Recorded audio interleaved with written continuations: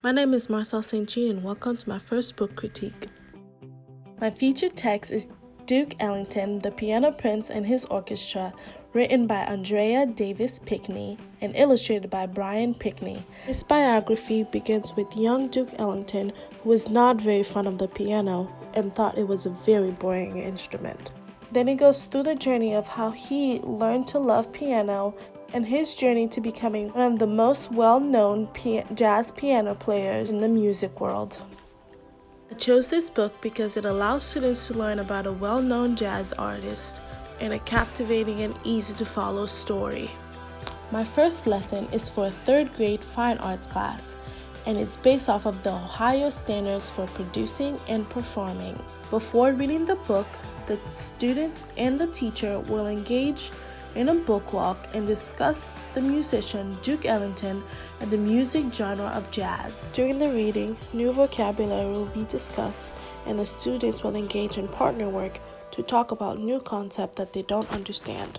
After reading it in classroom discussion, the classroom teacher and the students will create a jazz song with the instrument that they learned about in the book as well as instruments in the classroom. Finally, the students will be given the opportunity to use a digital piano instructor app, Piano Musician, that allows them to become their own jazz piano player. This app allows students to engage with their own digital piano coach that tracks their progress. In the next slide, you will be able to see my own experience with this digital app that allows me to practice my own piano skills. Now let's play these notes in order.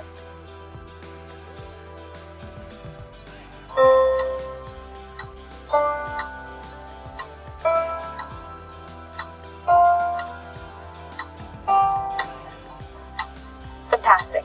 My second lesson plan is for a third grade physical education class, and it's based off of the National Standard for Physical Education. After reading the story and learning the different dance moves in the book, the students and the teacher will learn the different types of dance moves with the physical education teacher in the school. After, the students will break into groups of 5 and they will engage in a friendly dance competition. Once back in the classroom, after the dance competition and the winners have been awarded, the students will be given the opportunity to reflect on the day and post their reflection and thoughts on the website Seesaw. On this website, students are able to post photos, videos, drawings, and journal entries, all with the supervision of their teacher. Parents can later go onto the website with the classroom code and see the pictures and everything that their students have posted, and they can get a view of what the school day was like. On the next slide, you can see an artifact that I posted. I did a journal entry of how my day would have gone like. Pigsty, written and illustrated by Mark Teague. This humorous story is about Wendell, who refused to clean his room. His mom told him that his room was turning into a pigsty. Wendell decided that he didn't mind that at all. However, when more pigs decided to come and started messing up his stuff, Wendell decided that he had enough. He decided to clean his room. When the pigs decided that the room was too clean, they left.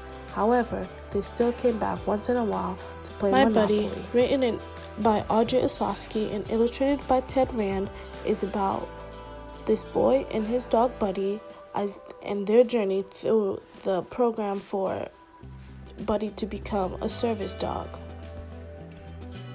This story, the boy learns to rely on the dog to become his helper and become less independent, and Buddy becomes a more reliable dog to be helpful to the boy.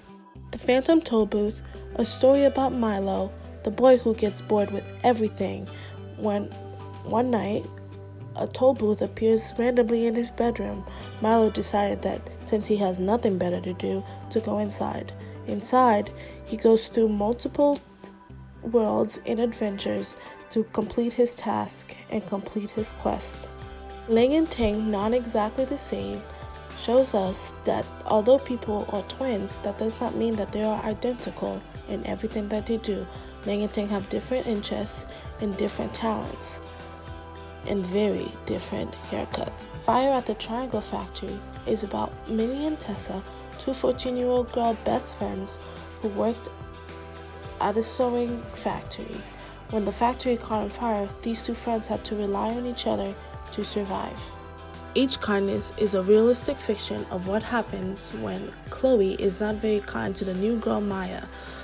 When Maya moves away, Chloe realizes that she should have been kinder to her and that she never got to show her an act of kindness.